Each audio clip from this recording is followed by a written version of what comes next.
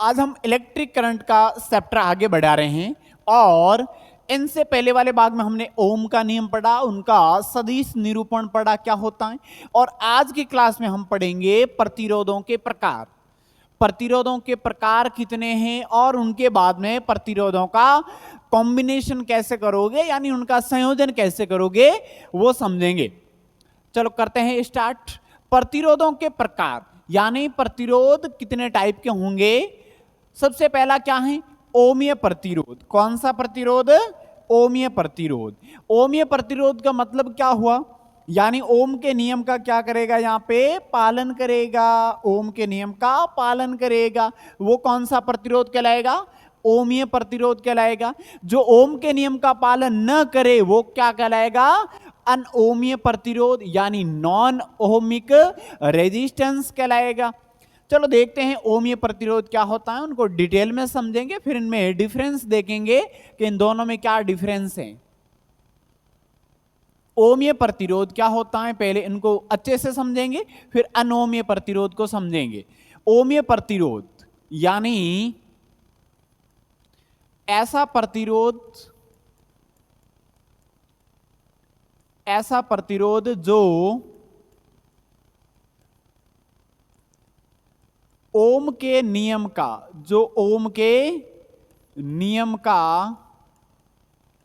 पालन करे। ऐसे प्रतिरोध या ऐसा प्रतिरोध जो ओम के नियम का पालन करे ओमीय प्रतिरोध कहलाता है। ओमीय प्रतिरोध कहलाता है।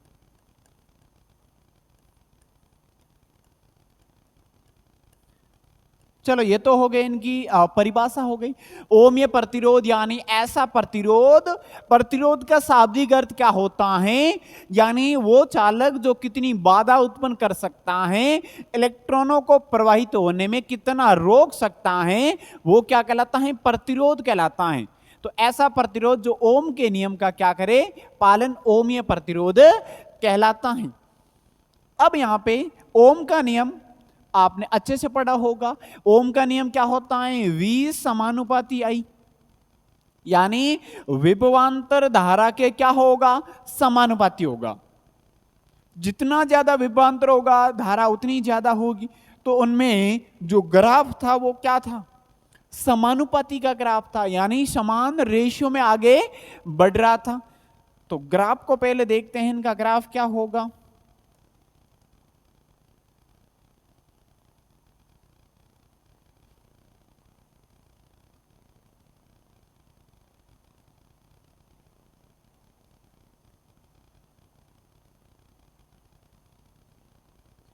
समानुपाती का ग्राफ है, यानी यहां पे I करंट, यहां पे क्या ले लो? V। तो ये समानुपाती का होगा, यानी V समानुपाती I। ये समानुपाती का ग्राफ है, यानी जितना करंट बढ़ेगा उतना ही विभवांतर बढ़ेगा। यानी जितना वोल्टेज ज्यादा दोगे तो करंट भी उतना ज्यादा बढ़ेगा। तो यही ओमीय प्रतिरोध का क्या होगा? ओमीय प्रतिरोध का ग्राफ होगा। क्योंकि ये समानुपाती का चिन्ह हटाओगे तो क्या लगेगा?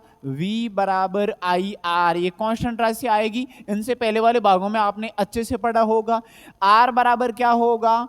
R होगा V अपॉन I। R क्या होगा? V upon I। I का भाग लगाओ तो ये समान अनुपात में आगे बढ़ेगा। ऐसे प्रतिरोध क्या कहलाएंगे? ऐसे प्रतिरोध ओमीय प्रतिरोध कहलाएंगे। चलो इनके एग्जाम्पल कौन से उनको समझेंगे। इनके एग्जाम्पल बनेंगे, वो बनेंगे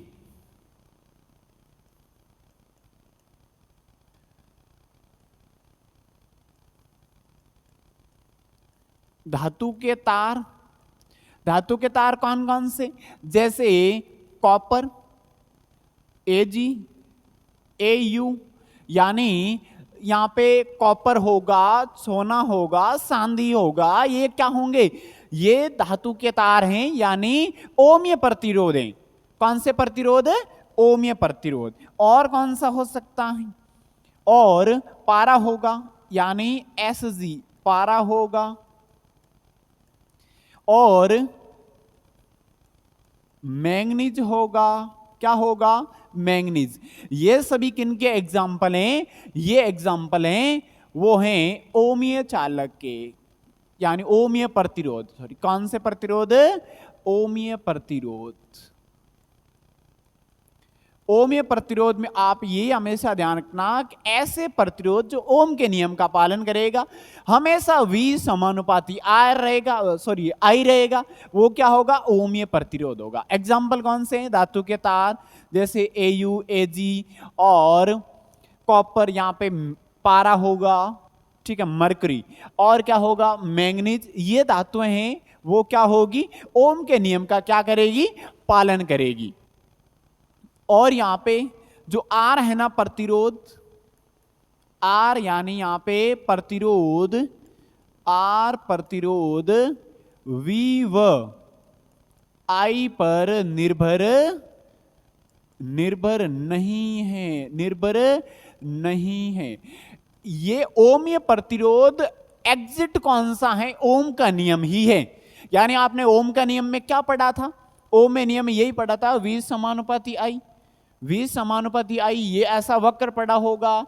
और यहाँ पे ओमीय प्रतिरोध की बात आ रही है, यानी ऐसा प्रतिरोध जो ओम के नियम का पालन करेगा, ओमीय प्रतिरोध कहलाएगा।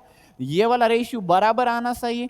और ये किस कंडीशन में आएगा, कौन कौन से एग्जाम्पल हैं, धातु के तार हैं और फिर मैंगनीज, ये धातुएं हैं जो ओमीय प्रतिरोध की भांति कार्य करता है।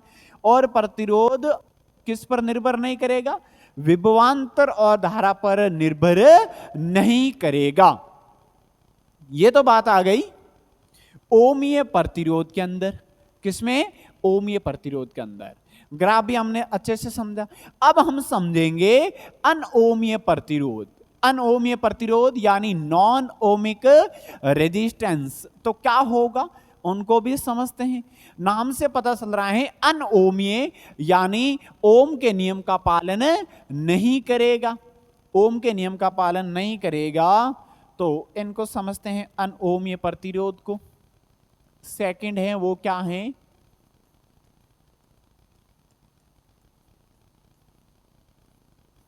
अनओमीय प्रतिरोध की परिभाषा क्या बनेगी, पहले तो इनकी परिभाषा को देखते हैं क्या होगी। परिभाषा होगी कि ऐसे प्रतिरोध,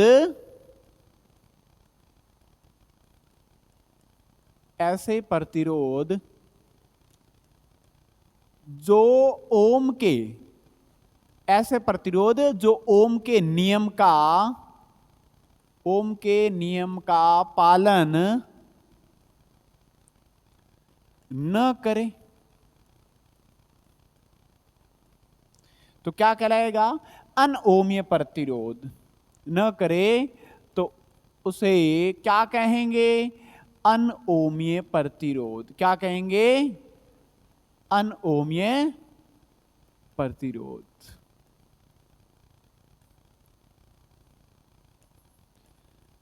ये परिभाषा हो गई अनओमीय प्रतिरोध की, यानी ऐसे प्रतिरोध जो ओम के नियम का पालन न करे, यानी V समानुपाती I प्राप्त न हो। ठीक है, अब ग्राफ क्या होगा उनको समझेंगे, क्या एग्जाम्पल हैं उनको भी अच्छे से समझेंगे। चलो ग्राफ बनेगा, वो क्या बनेगा,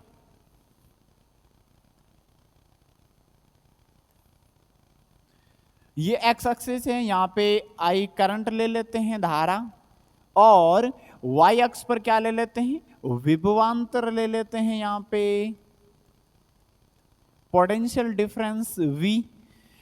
अनओमीय की बात आए तो ये पहले क्या बनेगा, पहले ये इस प्रकार का होगा, यानी यहां से कांस्टेंट रहेगा, फिर धीरे धीरे ऐसे बढ़ेगा, और इस साइड में भी ये धीरे धीरे ऐसे बढ़ेगा। यानी ये किन का एग्जाम्पल होगा, अनओमीय का होगा, अनओमीय।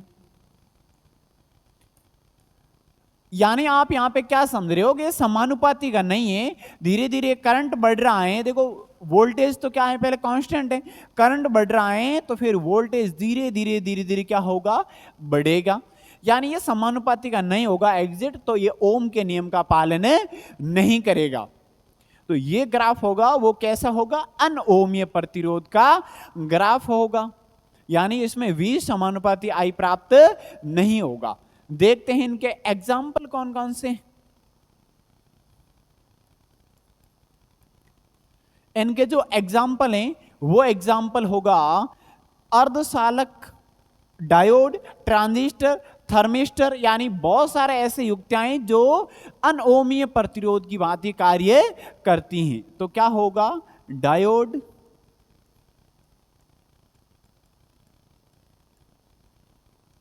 फिर क्या होगा? ट्रांजिस्टर,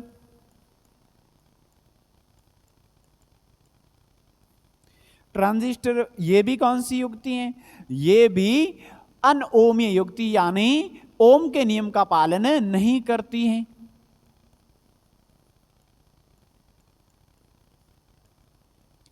ट्रांजिस्टर हो गया।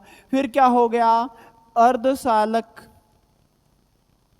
अर्धचालक यानी सेमीकंडक्टर,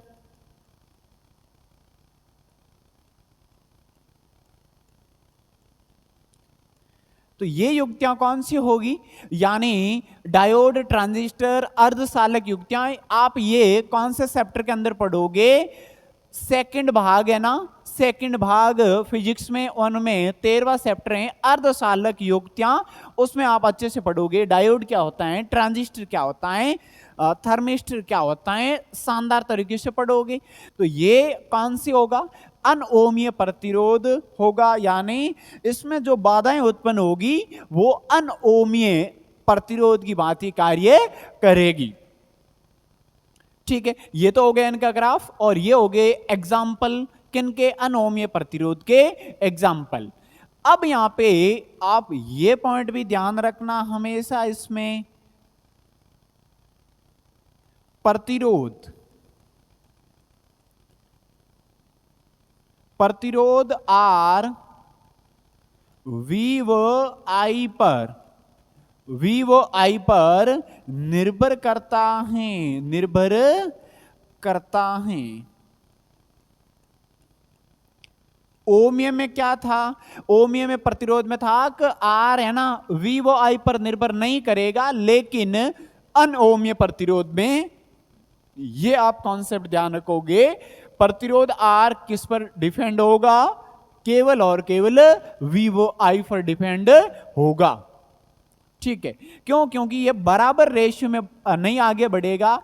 ज्यादा कभी करंट होगा तो कभी ये कम हो जाएगा, यानी एक दूसरे के समानुपाती नहीं होगा, कभी भी एक दूसरे के आगे पीछे हो सकता है। तो वो कौन सा कहलाएगा? प्रतिरोध अनओमीय प्रतिरोध कहलाएगा। चलो ये बातें हो गई ओम के नियम के जस्ट बाद, क्योंकि ओम के नियम से हमने प्रतिरोध की परिभाषाएं ज्ञात की थी, डेफिनेशन किन की प्राप्त हुई थी? रेजिस्टेंस की प्राप्त हुई थी। और यहां पर प्रतिरोधों के टाइप हमने समझे कि कौन कौन से टाइप हैं, ओमीय और अनओमीय। और अब यहां पे हम क्या समझेंगे? अब समझेंगे कॉम्बिनेशन ऑफ रेजिस्टर, यानी प्रतिरोधों का संयोजन। प्रतिरोधों को किस प्रकार से ऐड कर सकते हैं? संयोजन का मतलब एक प्रतिरोध है, फिर दूसरा है, तीसरा, मतलब कितने भी हो सकते हैं, उनको कैसे किस प्रकार जोड़ सकते हैं, उनको क्या बोलेंगे? प्रतिरोधों का संयोजन। अब इनका संयोजन आवश्यक क्यों है? यदि प्रतिरोध को कभी कम करना होता है, कभी ज्यादा बढ़ाना होता है, तो उनके लिए प्रतिरोधों का संयोजन किया जाता है, यानी आवश्यकता अनुसार बाधाएं, यदि ज्यादा बाधा की जरूरत है तो कॉम्बिनेशन करना पड़ेगा, किस प्रकार उनको समझेंगे। यदि प्रतिरोध कम करना है तो कैसे जोड़ेंगे, तो समझते हैं प्रतिरोधों का संयोजन को। पहले इनके टाइप देख लेते हैं कि कितने टाइप के होंगे। प्रतिरोधों का संयोजन दो टाइप से होगा, श्रेणीक्रम संयोजन, सीरीज कॉम्बिनेशन, और दूसरा क्या होगा? समांतर क्रम, या जिसको पार्श्व क्रम भी कहते हैं, वो क्या होगा? Parallel combination. क्या होगा? Parallel combination.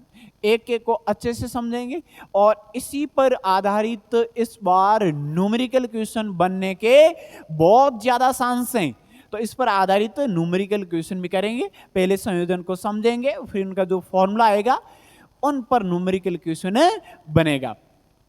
चलो स्टार्ट करते हैं इनका फर्स्ट श्रेणी क्रम संयोजन, सीरीज कॉम्बिनेशन। देखते हैं क्या होगा।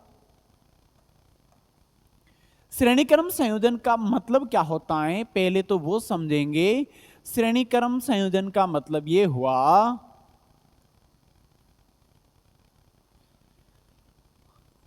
यानी ऐसा संयोजन जो एक के बाद एक क्रम में जोड़ा जाता है, यानी एक ही चीज में जोड़ेंगे तो उनको क्या बोलेंगे? श्रेणी क्रम संयोजन। यानी ऐसा संयोजन, ऐसा संयोजन जिसमें, ऐसा संयोजन जिसमें सभी प्रतिरोधों को, सभी प्रतिरोधों को एक के बाद, एक के, सभी प्रतिरोधों को एक के बाद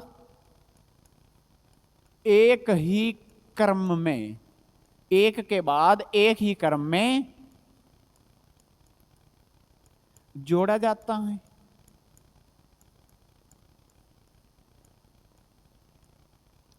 एक के बाद एक ही क्रम में जोड़ा जाता है तो क्या कहलाएगा?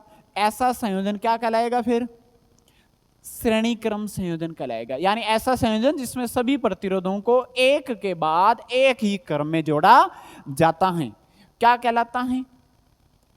श्रेणी क्रम संयोजन। श्रेणी क्रम संयोजन,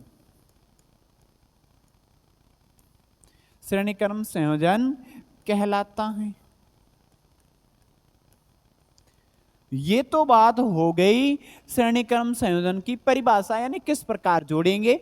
हम डायग्राम की सहायता से समझेंगे कि इनको किस प्रकार से ऐड करेंगे। चलो देखते हैं क्या होगा।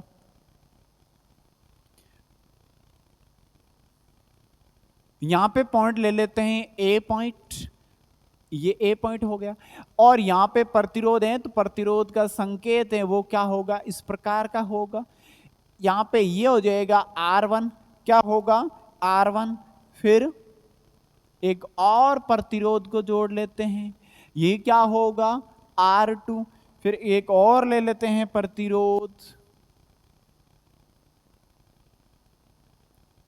ये हो जाएगा R3, क्या हो जाएगा? R3। और यहां पे पॉइंट होगा B पॉइंट, क्या होगा? B point. अब यहां से आप क्या देख पा रहे हो कि इनको एक बैटरी की सहायता से जोड़ेंगे, ऐड करेंगे। यहां पे प्लस माइनस प्लस माइनस, और यहां पे क्या लगा लो? एक कुंजी। ये है बैटरी, ये तो है कुंजी, और वो क्या होगी? बैटरी होगी।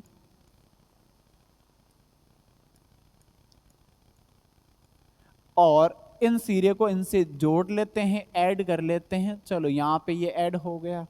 अब यहां से आप क्या देख पा रहे हो कि ये प्रतिरोध एक ही सीरीज में जुड़े हुए हैं। जब इनमें कुंजी लगाओगे तो यहां से क्या होगा? करंट फ्लो होगा। क्या होगा? करंट फ्लो होगा, जिनको क्या लिखेंगे? आई। क्या लिखेंगे? आई। और इनके डायरेक्शन क्या होगी? पॉजिटिव टर्मिनल से नेगेटिव टर्मिनल की ओर होगी। ठीक है, ये हो जाएगा यहां पे आई। और करंट इन तीनों में से समान करंट क्या होगा? फ्लो होगा। तीनों में से करंट समान होगा, अलग अलग नहीं होगा, क्योंकि तीनों प्रतिरोध एक ही सीरीज में जुड़े हुए। ठीक है, लेकिन इसमें अलग अलग क्या होगा? इनका पोटेंशियल क्या होगा? अलग होगा। इसको V1 दे देते हैं। इनका पोटेंशियल क्या होगा? अलग होगा, उनको V2 दे देते हैं। और इनका पोटेंशियल क्या होगा? अलग, इनको V3 दे देते हैं। यह हमेशा आप ध्यान रखना कि जब भी प्रतिरोधों को श्रेणी क्रम में जोड़ोगे तो धारा क्या रहेगी? नियत रहेगी। और विभवांतर क्या होगा? भिन्न भिन्न होगा। क्या होगा? भिन्न भिन्न होगा। ठीक है, अब यहां पे ओम का नियम यहां पे लगाएंगे। फिर ओम के नियम के अकॉर्डिंग हम क्या करेंगे? इनका कॉम्बिनेशन करेंगे सीरीज के रूप में। ठीक है, यहां पे ओम का नियम क्या होगा पहले वो लिखेंगे। चलो लिखेंगे पहले कि निम्न परिपथ में, निम्न परिपथ में आई क्या है? आई नियत है। आई क्या है? नियत है। करंट क्या होगा? नियत होगा, चेंज नहीं होगा। ठीक है, अब यहां पे ओम का नियम लगाते हैं। ओम के नियम से ओम का नियम है वो है V बराबर आई आर, V बराबर आई आर। इनको इक्वेशन क्या दे देते हैं, इक्वेशन फर्स्ट दे देते हैं। अब यहां से आप क्या ज्ञात करोगे कि V और R तो अलग अलग हैं, I क्या है, समान है। तो फिर क्या लिखेंगे, प्रथम प्रतिरोध के लिए, प्रथम प्रतिरोध के लिए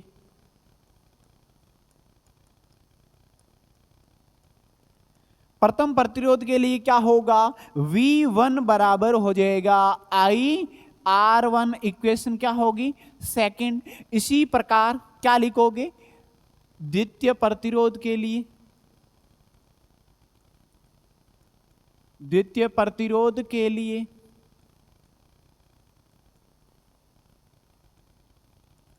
द्वितीय प्रतिरोध के लिए हो जाएगा V2 बराबर IR2, समीकरण नंबर 3 हो जाएगी, समीकरण नंबर 3। अब यहां से और क्या होगा, तीसरे प्रतिरोध के लिए होगा तो क्या होगा, तृतीय प्रतिरोध के लिए, और वो बन जाएगा V3 बराबर IR3, इक्वेशन नंबर 4। अब यहां पे आगे और जुड़ते रहेंगे तो फिर कोई दिक्कत वाली बात नहीं है, आप चाहे दो प्रतिरोध लेकर भी इनका कॉम्बिनेशन कर सकते हैं, ठीक है। फिर यहां पे क्या लिखोगे कि इन टोटल ए और बी के मध्य टोटल विभवांतर कितना है, तो सिरे ए व बी के मध्य, ए व बी के मध्य कुल विभवांतर, कुल विभवांतर, कुल विभवांतर क्या होगा इनके मध्य, चलो देखेंगे। तो वो हो जाएगा V बराबर V1 plus V2 plus V3 हो जाएगा। इनको इक्वेशन क्या देंगे, 5 दे देते हैं, इक्वेशन नंबर 5।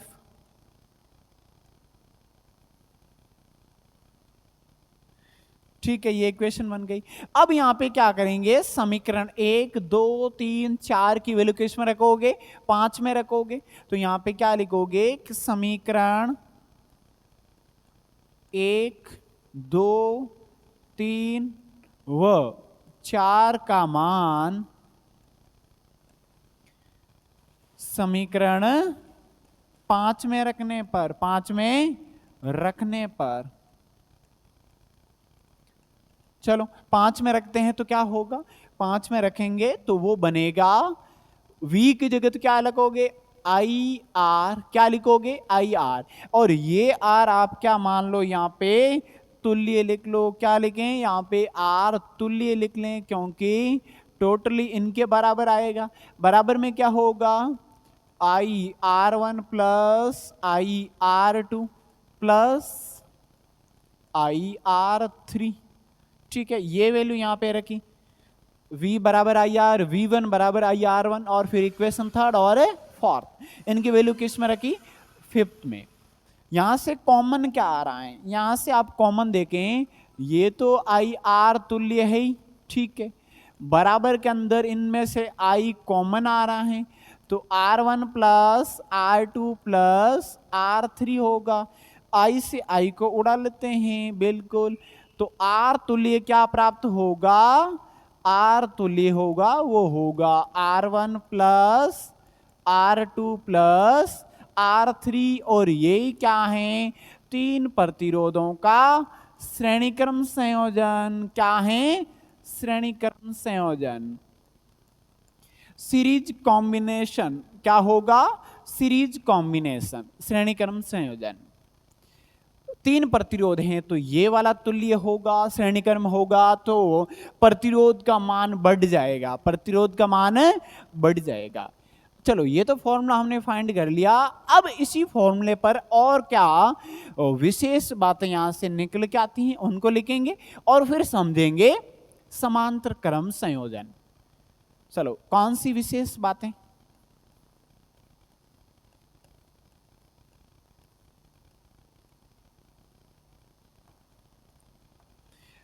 पहली कंडीशन तो क्या होगी कि श्रेणीक्रम संयोजन में श्रेणी क्रम संयोजन में, श्रेणी क्रम संयोजन में आई जो करंट होगा वो क्या रहेगा, नियत। पहली बात तो ये है, करंट क्या रहेगा, नियत रहेगा। क्या रहेगा, नियत। अब यहां पर फॉर्मूला क्या निकल के आया, आर तुल्य क्या निकल के आया, आर तुल्य निकल के आया। वो दूसरा पॉइंट क्या होगा, R1 plus R2 plus R3। ठीक है, ये कॉम्बिनेशन प्राप्त हुआ 3 प्रतिरोधों के लिए। बिल्कुल। यदि, और यहां पे क्या लिख सकते हैं, तीसरा यहां पे पॉइंट क्या लिख सकते हैं, यदि परिपथ में, यदि परिपथ में n प्रतिरोध जुड़े हो, यदि परिपथ में n प्रतिरोध जुड़े हो, n प्रतिरोध जुड़ेंगे तो क्या होगा, यानी R तुल्य होगा, वो होगा R1 plus R2 plus R3 और डॉट डॉट करते हुए Rn तक। कहां तक, Rn तक ये होगा। यानी और भी यदि आगे जुड़ता रहेगा तो फिर इनको सीरीज के रूप में ऐड करना है। ठीक है, ये पॉइंट भी क्लियर हो गया। फिर यहां पर आपको पता है कि V बराबर आई आर होता है। ठीक है, यदि इसके अंदर I क्या है, I यदि नियत है, तब आप ध्यान रखना कि V1 अनुपात V2 अनुपात V3 बराबर क्या होगा, R1 अनुपात R2 अनुपात R3। यदि 4 होगा तो और आगे बढ़ता रहेगा, 5 होगा तो और आगे बढ़ता रहेगा। लेकिन यहां पे ये कॉन्सेप्ट आपको न्यूमेरिकल के अंदर अच्छे से समझ में आएगा। ये कब होगा, श्रेणी क्रम संयोजन में विभवांतर और प्रतिरोधों का रेशियो पूछेंगे तो ये बराबर प्राप्त होते हैं, क्योंकि इसमें करंट क्या होगा, करंट नियत होगा। क्या होगा, नियत। ये आप जब क्वेश्चंस करोगे, यानी न्यूमेरिकल क्वेश्चन करोगे, उस समय ये वाला क्या आएगा, काम में आएगा। न्यूमेरिकल क्वेश्चन करेंगे उस समय। ठीक है, अब यहां पे और क्या कॉन्सेप्ट निकल के आ सकता है, फॉर्मूला क्या प्राप्त हुआ था हमें, आर तुल्य। यहां पे आप डायरेक्ट लिख लेते हैं, क्या लिखोगे, डायरेक्ट क्या लिखोगे कि यदि सभी प्रतिरोध समान हैं, सभी प्रतिरोध समान हो तो क्या होगा, सभी प्रतिरोध समान का मतलब क्या है, सभी प्रतिरोध बराबर बाधा उत्पन्न करते हैं। तो उस कंडीशन में क्या होगा, यानी R1 बराबर R2 बराबर R3 बराबर, यहां पे Rn को भी बराबर में ले लेते हैं और R लिख लेते हैं। क्या लिखोगे, R लिखोगे तो फिर क्या बनेगा, फॉर्मूला होता है R तुल्य बराबर, R1 को भी क्या लिखोगे, R लिखोगे, R2 को भी R लिखोगे, जो भी हैं उनको क्या लिखोगे, R। ठीक है, तो R तुल्य क्या बन जाएगा, R कितनी बार हैं, N बार हैं, तो NR हो जाएगा। यानी R कितनी बार है, N बार, अनंत बार है, तो आप क्या लिखोगे, NR। क्या लिखोगे, NR। जहां N क्या है, प्रतिरोधों की संख्या, और R क्या है, एक प्रतिरोध का मान, एक प्रतिरोध का मान। ये वैल्यू, यानी ये फॉर्मूला आप कब काम में लोगे, जब सभी प्रतिरोधों का मान क्या होगा, समान होगा। तो ये हमारा सीरीज वाला कॉम्बिनेशन क्या होता है, यहां पे समाप्त होता है। ये श्रेणी क्रम संयोजन यानी प्रतिरोधों का संयोजन 2 प्रकार का है। 2 प्रकार में हमने पहला क्या पढ़ा, सीरीज में, यानी श्रेणी क्रम संयोजन क्या होगा, ऐसा संयोजन जिसमें सभी प्रतिरोधों को एक के बाद में एक जोड़ा जाता है। जैसे ये देखो, ये पहला प्रतिरोध, फिर ये क्या हो गया, दूसरा हो गया, ये तो है पहला, ये पहला प्रतिरोध, फिर ये कौन सा होगा, ये दूसरा प्रतिरोध, फिर ये कौन सा होगा, ये तीसरा प्रतिरोध। एक के बाद में एक जोड़ा जाएगा, फिर ओम का नियम लगाएंगे। इसमें करंट क्या है, समान है, विभवांतर पोटेंशियल डिफरेंस क्या है, भिन्न भिन्न है। तो भिन्न भिन्न है, उनको ऐड करोगे, इसमें वैल्यू सब रखोगे, जोड़ोगे, कॉमन आएगा, आई से आई कैंसिल आउट। ये फॉर्मूला सीरीज कॉम्बिनेशन का होता है, श्रेणी क्रम संयोजन का। इसमें हमने क्या कॉन्सेप्ट ध्यान में दिए कि आई नियत होता है, आर तुल्य की वैल्यू ये प्राप्त हुई, ठीक है। उनके बाद में क्या होगा कि यदि एन प्रतिरोध होगा तो आगे ऐड होता रहेगा, जुड़ता रहेगा, ठीक है। फिर V बराबर आई आर में यदि आई नियत है तो विभवांतर और प्रतिरोधों का क्या रेशियो होता है वो भी आपने समझा। फिर यदि सभी प्रतिरोध समान हैं तो फिर R1 और Rn को भी आप R लिखोगे, ये कंडीशन बनेगी। और इस कंडीशन को और यहाँ पे भी बता सकते हैं कि आप क्या करोगे, सब में R कॉमन आ रहा है, यहाँ पे बसेगा 1 plus 1 plus dot dot dot plus 1। 1 कितनी बार है, n तक है, तो इनको आप NR लिख सकते हैं, वही यहाँ पे लिखा। ये कब कंडीशन बनेगी, जब सभी प्रतिरोध क्या हो, समान हो, ठीक। अब यहां पे क्या समझते हैं, कौन सा कॉम्बिनेशन, समांतर क्रम, या जिसको क्या बोलेंगे, पासो क्रम संयोजन। चलो सेकंड देखते हैं क्या होगा।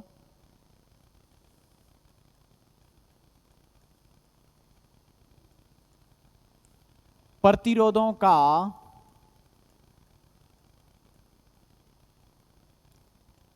समांतर क्रम संयोजन, पैरेलल कॉम्बिनेशन क्या होता है उनको समझते हैं। प्रतिरोधों का समांतर क्रम संयोजन, सबसे पहले इनकी लिखेंगे परिभाषा। समांतर क्रम संयोजन की परिभाषा क्या होती है,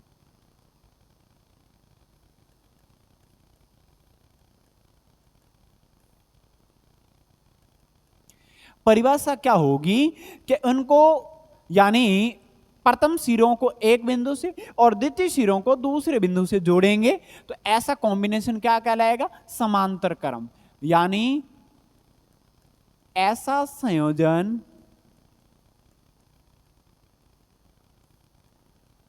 जिसमें सभी प्रतिरोधों, ऐसा संयोजन जिसमें सभी प्रतिरोधों के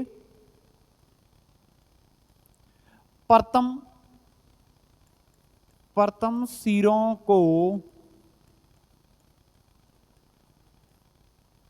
एक बिंदु से, प्रथम सिरों को क्या एक बिंदु से तथा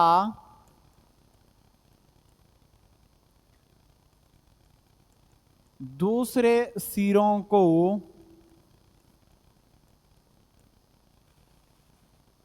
दूसरे बिंदु से, या फिर क्या लिखेंगे, प्रथम सिरों को एक बिंदु से तथा दूसरे सिरों को एक अन्य बिंदु से, को एक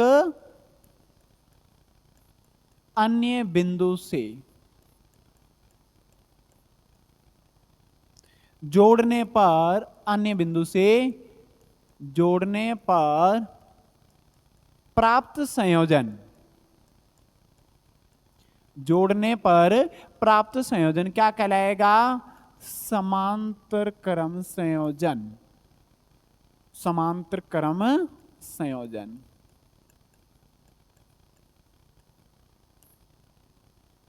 प्राप्त संयोजन समांतर क्रम संयोजन कहलाता है। चलो अब इनको डायग्राम की सहायता से समझेंगे ना तब अच्छा और समझ में आएगा। तो डायग्राम के अकॉर्डिंग समझते हैं क्या होगा। सबसे पहला यहां पे एक पॉइंट ले लेते हैं, ये पॉइंट ए मान लेंगे, और यहां से, अब यहां से अलग अलग होगा और मान लेते हैं ये प्रतिरोध क्या है, R1 है, और R1 को एक सिरे से जोड़ लिया, ठीक है।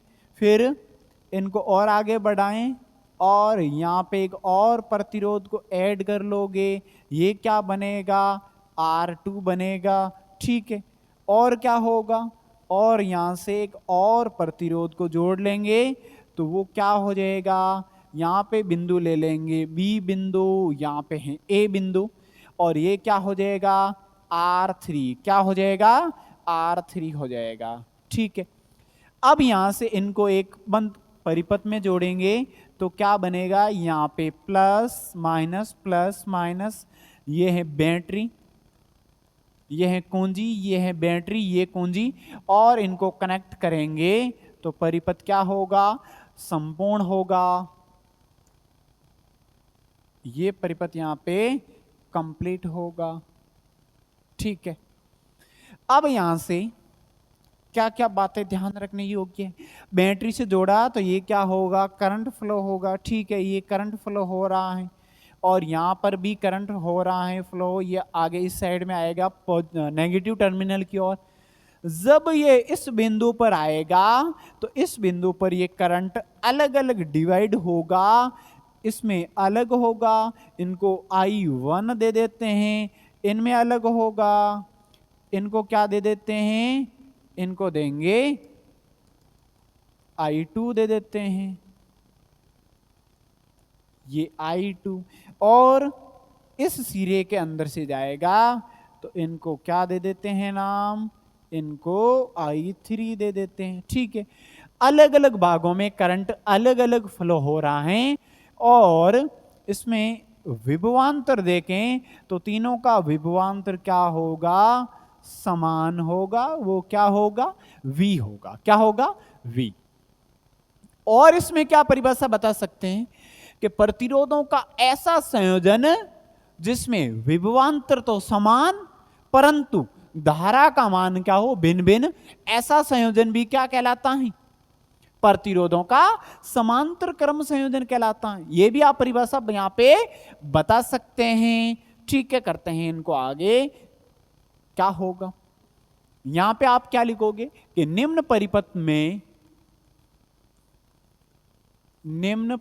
में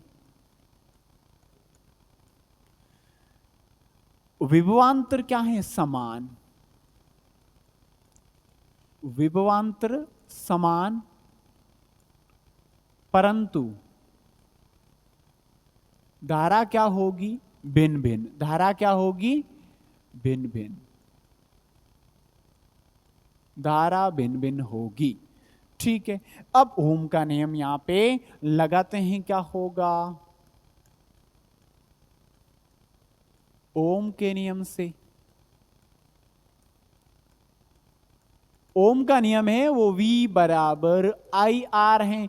करंट यहां पे अलग अलग हैं तो यहां पे आप क्या लिखोगे, I बराबर लिखोगे V अपॉन क्या लिखोगे, R, V अपॉन R। ठीक है, इक्वेशन इनको फर्स्ट दे देते हैं।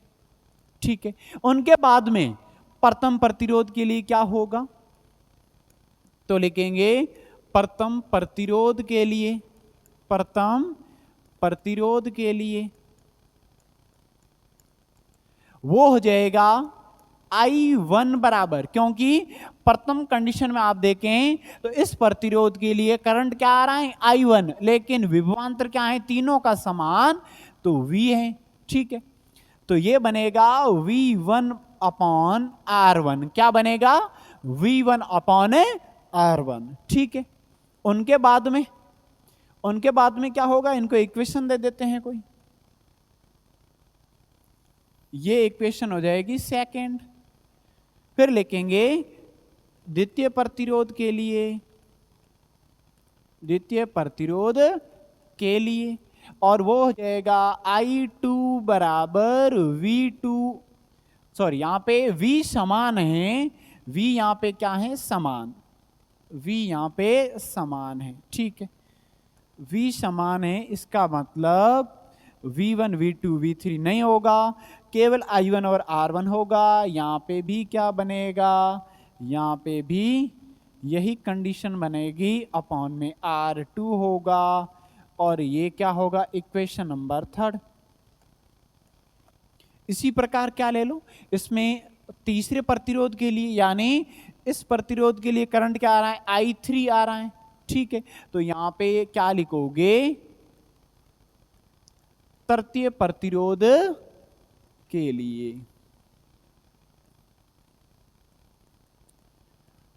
और उनके लिए क्या बनेगा, I3 बराबर V upon R3, V upon R3, equation number 4।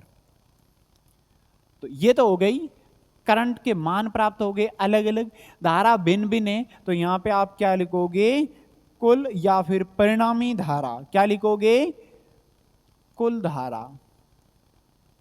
कुल धारा वो हो जाएगी I बराबर I1 plus I2 plus I3, और इक्वेशन नंबर 5 दे देते हैं इनको। ठीक है, इन सब की वैल्यू किस में रखना है, इक्वेशन 5 में रखोगे, तो क्या लिखेंगे, समीकरण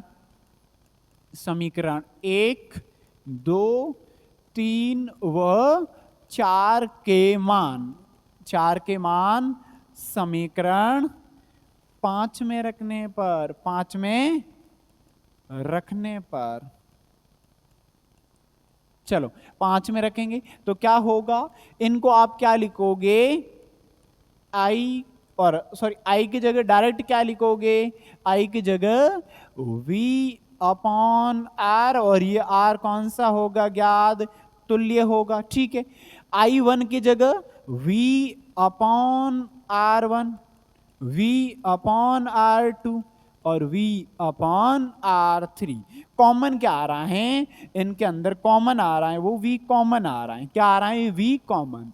तो V अपॉन R तुल्य इजकल टू क्या होगा, V कॉमन आ रहा है, यहां पे हो जाएगा 1 अपॉन R1, 1 अपॉन R2 और 1 अपॉन R3। देख सकते हैं यहां से V अंश में कॉमन आ रहा है, अंश में कॉमन आएगा पीछे 1 1 1 बसेगा। चलो क्या होगा, V से V कैंसिल आउट,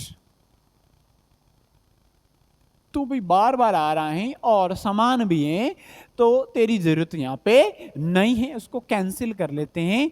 क्या प्राप्त होगा, 1 अपॉन R तुल्य बराबर 1 अपॉन R1, 1 अपॉन R2 और 1 अपॉन R3। यही क्या होगा, यही होगा समांतर क्रम संयोजन। कौन सा, समांतर क्रम संयोजन, समांतर क्रम संयोजन 1 अपॉन में आएगा, प्रतिरोध 1 अपॉन में आएगा। ठीक है, अब यहां से और क्या यहां पे कॉन्सेप्ट लिख सकते हैं, उनमें विशेष बातें लिखेंगे। तो विशेष क्या होगा इसमें, सबसे पहले तो इनमें समान क्या होगा, विभवांतर क्या होगा, समान। तो क्या लिखेंगे, विभवांतर समान, समांतर क्रम संयोजन में, समांतर क्रम संयोजन में विभवांतर यानी V क्या रहेगा, नियत, V क्या रहेगा, नियत। ठीक है, यदि V नियत रहेगा तो आप रेशियो डायरेक्ट यहां से आप लिख सकते हैं, V नियत है तो फिर किस किस में रेशियो आएगा, V नियत है तो I1 अनुपात I2 अनुपात I3 किसके बराबर आएगा, 1 अपॉन R1 अनुपात 1 अपॉन R2 अनुपात 1 अपॉन R3। और ये कब काम में आएगा, जब न्यूमेरिकल इक्वेशन करेंगे उस समय इनकी भी जरूरत पड़ेगी। यानी यहां से आप फॉर्मूले के अकॉर्डिंग भी देख सकते हैं, जब यहां पे ये कांस्टेंट है तो I और R में क्या रिलेशन है कि I और R एक दूसरे के व्युत्क्रमानुपाती हैं। तो यहां पे भी वही कॉन्सेप्ट बनेगा, और क्या कॉन्सेप्ट बनेगा, I1 I2 I3 का अनुपात 1 upon R1 1 upon R2 1 upon R3 के रेशियो के बराबर में आएगा। ठीक है, और इसमें क्या बातें ध्यान रख सकते हैं, और यहाँ पे क्या बातें ध्यान रख सकते हैं उनको भी समझते हैं। जैसे आर 1/r तुल्य कितना प्राप्त हुआ, 1/r तुल्य प्राप्त हुआ, वो 1/r1 प्लस 1/r2 और प्लस में 1/r3 प्राप्त हुआ, यानी ये तुल्य के रूप में ये प्राप्त हुआ। यदि यहाँ पे आप ये समझें कि यदि क्या होगा, यदि यहाँ पे दो प्रतिरोध हैं तो क्या होगा, 1/r तुल्य बराबर 1/r1 प्लस 1/r2, और क्या हो जाएगा, ये हो जाएगा, वो होगा इनका वज्र गुणनखंड करें तो क्या बनेगा, ऊपर r1 प्लस r2, यानी आप ऐसे गुणा करोगे, पहले इनका गुणा फिर इनका गुणा, तो प्लस में पहले और बाद में लिखे कोई एरर नहीं होगा। फिर इनका गुणा, यानी कैसे गुणा करोगे, ऐसे गुणा पहले, फिर इन दोनों का गुणा, ठीक है, फिर हर में संख्या है उन दोनों का गुणा। ये क्या होता है, जब यहाँ पे प्लस और माइनस होता है तो उस कंडीशन में इस प्रकार का योग करोगे।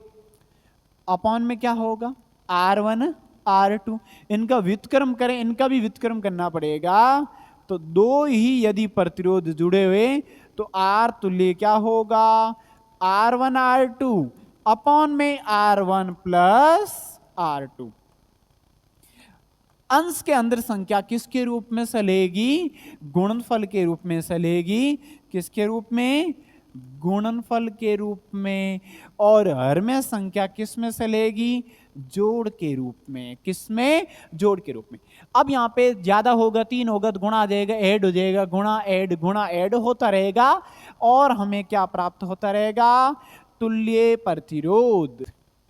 अब पहले देखते हैं कि यदि ये प्रतिरोध n प्रतिरोध जुड़े हुए तो फिर क्या बनेगा, यानी यदि n प्रतिरोध समांतर क्रम में जुड़े हो, समांतर क्रम में जुड़े हो, तो क्या बनेगा, 1/r तुल्य ये बन जाएगा 1/r1 plus 1/r2 dot dot करते हुए 1/rn, ठीक है, ऐड होते रहेंगे समांतर क्रम में। अब यदि सबकी तुल्यता समान है तो क्या बनेगा, यदि सभी प्रतिरोधों की, यदि सभी प्रतिरोधों की तुल्यता समान हो, तुल्यता क्या हो, समान, यानी R1 R2 R3 और आगे जितने होंगे यानी Rn, उनको क्या लिखोगे, R लिखोगे, ठीक है। अब यहां से 1/r तुल्य वो क्या होगा, 1/r, 1/r, चाहे कितने ही हो 1/r, क्योंकि सबकी तुल्यता क्या है, समान है, तो ये हो जाएगा 1/r तुल्य। तो मुझे ये बताइए कि 1/r कितनी बार हैं, तो आप क्या लिख सकते हैं कि 1/r n बार है, कितनी बार है, n बार है, ठीक है। 1/r तुल्य ये बनेगा n और a का गुणा n अपॉन में r, हमें r तुल्य चाहिए, व्युत्क्रम करेंगे, यानी इनका उल्टा करो तो इनका भी उल्टा होगा, या वज्र गुणनखंड भी कर सकते हैं, तो r तुल्य क्या होगा, r तुल्य होगा r/n, क्या होगा, r/n। यही क्या है, ये R तुल्य है कब, जब इन सब की तुल्यता क्या हो, समान हो। इसके अंदर ये R क्या है, प्रतिरोध का मान, प्रतिरोध का मान, ठीक है। लेकिन N क्या है, प्रतिरोधों की संख्या, प्रतिरोधों की संख्या। इसमें कैसा न्यूमेरिकल क्वेश्चन बन सकता है, यहां पे आपको हाईलाइट बता देता हूं, फिर आगे न्यूमेरिकल क्वेश्चन करेंगे, फिर अच्छे से समझाएंगे। यदि मैं ये कह देता हूं कि 10 ओम के प्रतिरोध, 10 ओम के 5 प्रतिरोध, 10 ओम के 5 प्रतिरोध समांतर क्रम में जुड़े हुए, 10 ओम के 5 प्रतिरोध समांतर क्रम में जुड़े हुए, तो आर तुल्य क्या हो जाएगा, आर तुल्य हो जाएगा 10 के अंदर 2 का भाग यानी 5 ओम। सॉरी, यहां पे कितना आएगा, यहां पे 5 का भाग लगाओगे तो क्या बनेगा, 5 का भाग यानी 2 ओम आएंगे, तुल्य प्रतिरोध क्या आएगा, 2 ओम आएगा। ये कब कंडीशन बनेगी, जब इन सब प्रतिरोधों की तुल्यता क्या हो, समान। पहले कितना दिया गया था, 10 ओम दिए गए थे, कितना प्राप्त हुआ, 2 ओम प्राप्त हुआ। यानी एक और यहां पे क्या बात लिख सकते हैं, यहां पे ये आप एक और बात इसमें ऐड कर सकते हैं कि समांतर क्रम संयोजन में, समांतर क्रम संयोजन में